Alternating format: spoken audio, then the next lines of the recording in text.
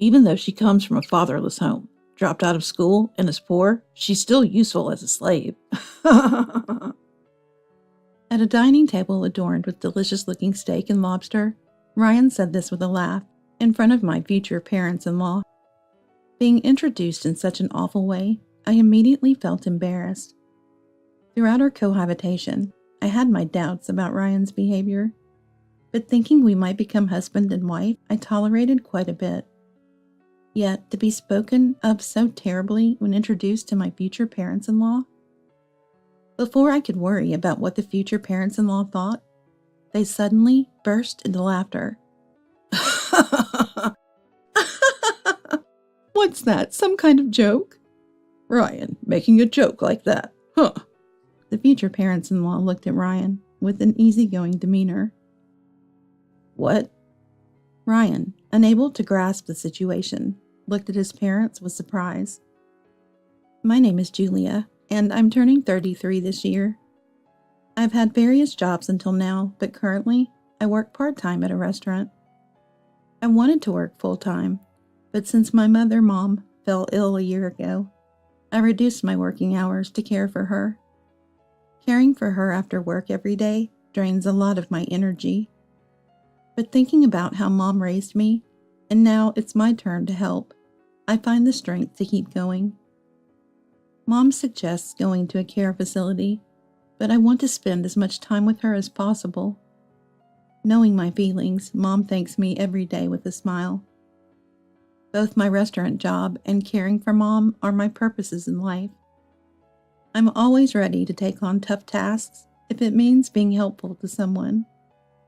Since I was young, Mom taught me, be useful to others. That way, it'll come back to you someday. The lesson had stuck with me. True to Mom's teachings, I've always worked hard at any job. As I focused on my career, I realized I was over 30 and should start thinking about marriage. I wasn't particularly keen on marrying, but recently, Mom seemed worried about my future after she's gone.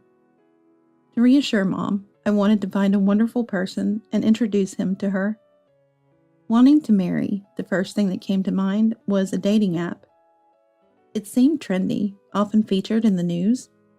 Marrying someone from a dating app has become quite common. I was nervous about signing up, but it turned out to be quite fun. I was surprised by the sheer number of texts I received daily. However, many seemed to be just playing around, and Ryan was probably the first one I met who was seriously looking for a marriage partner. Ryan here. Nice to meet you. I first met Ryan at a cafe. It turned out we lived nearby, and he agreed to my date proposal. Ryan, with his handsome features, left a good first impression. He was a year older than me, friendly, and I instantly liked him. Turns out he's a lawyer. I wondered why someone as popular as Ryan hadn't married yet. I hope this isn't rude, but have you ever thought about marriage? I have, but I've always prioritized work. This time, though, I'm serious. I'm really looking for a marriage partner. I'd be happy if it's someone sincere like you. Ryan, effortlessly showing his interest in me, seemed skilled at complimenting women. We enjoyed conversations about his job and past romances. Ryan had been popular since his student days. Unlike me, who had limited dating experience, he shared amusing stories about being frequently asked out. By the way, there's something I want to tell you. What is it? I shared my complex with someone who might become my partner. I actually dropped out of school, I said. I've been working as much as I can, but right now, I'm part-time at a restaurant because of taking care of Mom.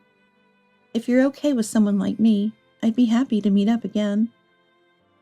I had never told a first date that I dropped out of school, but I thought Ryan would listen without laughing. Ryan listened intently and nodded seriously. Is that so? You must have had tough times. But now you're working admirably. There's nothing to worry about. Ryan's words nearly brought tears to my eyes. He acknowledged me, regardless of my status or education. Feeling genuinely relieved, I felt safe. After that day, we met several times. 3 months from our first encounter, I confessed my feelings to Ryan, and we started dating. It was my first time confessing to a man, and I was incredibly nervous. But Ryan seemed like my ideal man. It wasn't about his career as a lawyer. It was how he talked to me with sincerity, treating me as an equal that made me happy. I shared my feelings with Ryan, and when Ryan said, "I like you too, Julia," I felt the utmost happiness. Ryan even mentioned considering marriage with me, so we started dating with that in mind. The thought of a future with Ryan, not just as a boyfriend, but a fiancé, excited me. I finally understood why my friends always gushed about their boyfriends. The joy of being with someone you love is irreplaceable. But at that time, I didn't know. I didn't know that my relationship with Ryan would take an unexpected turn. "All right, take care of cleaning, laundry, and cooking. I'm busy from morning till night with work." When we started dating, we talked about moving in together quickly, considering our ages. We found a suitable apartment in the city, agreeing to split the rent. Honestly, I wished Ryan, who earned more, would pay a bit more, but I didn't feel right complaining given my situation. Then came the first day of our cohabitation. I was shocked by Ryan's words. "Cleaning, laundry, and cooking? Does that mean I have to do all the housework? I have to take care of Mom at night." "Of course, I'm an elite lawyer, and you're a part-time dropout. I'm busier and earn more, so it's only natural for you to handle the housework." Ryan was belittling me for my lack of education and part-time job, expecting me to do all the chores. His attitude in stark contrast to when he praised me as admirable during the confession confused me. What does this mean? Is this the real Ryan? Or is he joking? Many questions came to mind, but this didn't seem like a joke. Then Ryan must be serious. Could it be that Ryan's true nature is like this? Pretending to be solid and charming a woman, then showing his worst once he's got her? I've heard that some men change after starting a relationship, but Ryan was on another level. He pointed out my insecurities and dumped everything he found bothersome on me. "I'm off to work then. Take care of what I asked, okay?" Ryan left for work without listening to my side, plunging me from happiness to despair. Living with Ryan wasn't just about being burdened with chores. He often went out for meals after work, claiming it was for work relationships, and more often than not, his dining companions were women. I knew this because Ryan would tell me, "I'm going out with a woman for dinner today." It seemed like a brazen attitude from someone with nothing to hide, but he should consider my feelings. Even if Ryan claimed to like me, his attitude since moving in, treating me like a servant, made me doubt it. Once he went out for dinner. He often didn't come back until late at night. I usually got home in the evening, but I immediately headed to Mom's place every day. Thankfully, Mom's house was close, but juggling part-time work, all the house chores, and caregiving exhausted me daily. Sometimes Ryan would go out without a word, leaving the meals I prepared wasted. Moreover, when he came home drunk, he saw the meal I'd prepared and said, "What a waste of ingredients. Why did you even make this?" "I thought we were going to eat at home today." "What? Since we haven't been eating at home these days, you should have figured it out. Do I need to spell out everything? This is what you get with a low education level." Despite Ryan's lack of communication being the issue, his berating me for my lack of education made me angry. The reason Ryan had never married must be because he masked his true nature and deceived women. That's the kind of person Ryan is. I was the one who was fooled, but I refused to be subservient to Ryan. I wondered how I could get back at him. 2 months into our cohabitation, while cleaning Ryan's room, I stumbled upon his laptop screen, accidentally left open. WhatsApp was left open, and a particular message caught my eye. It seemed unread by Ryan, but with a multitude of notifications, I hesitantly opened it. This is... I was shocked by the content of the messages. As I opened more, I realized the kind of person Ryan was and felt terrified. I've stumbled upon something unbelievable. Alone in the room, I was trembling with shock and fear, so I took a photo of Ryan's laptop screen with my phone. It was the next day that Ryan invited me to my future parents-in-law's house. I wasn't in the mood after yesterday's discovery, but he had already informed his parents.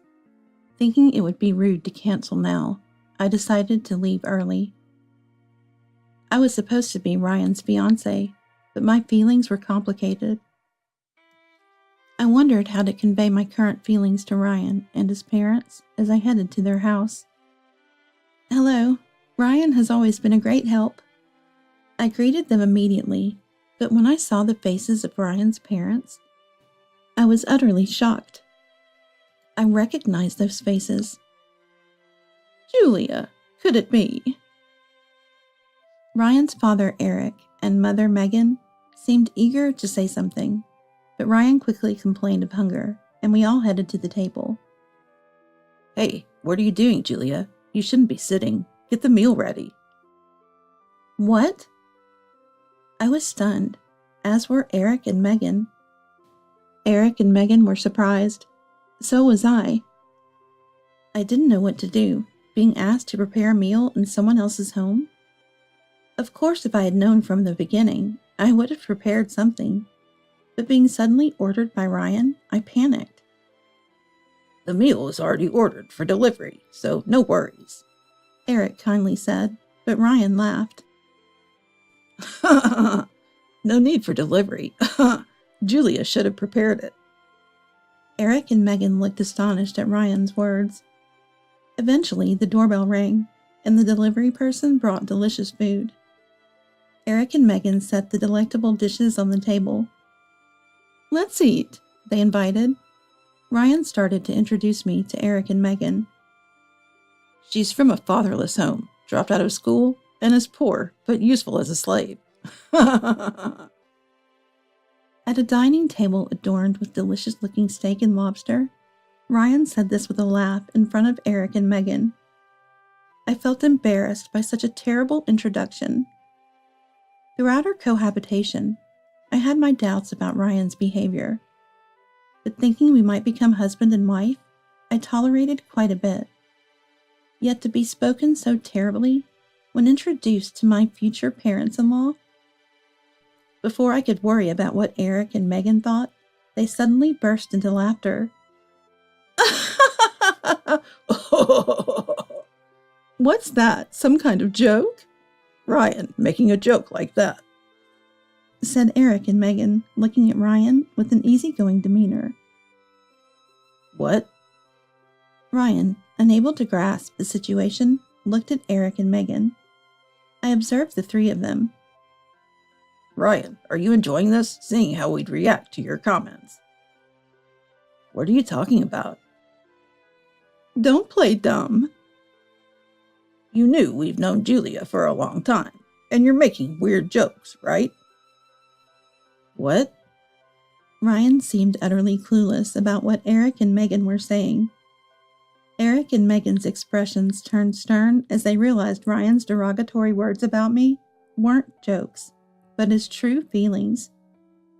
You mean, Ryan, you didn't know? You said those things about Julia being a slave, thinking it was true? I always speak the truth, but what are you talking about? It was clear that these words were the last straw. Eric and Megan's expressions grew even more severe, glaring at Ryan. We owe a lot to Julia's mom in Mexico. What? Mexico? To Julia's mom? Ryan looked at me confused. I hadn't told Ryan much about my past, so his ignorance was understandable.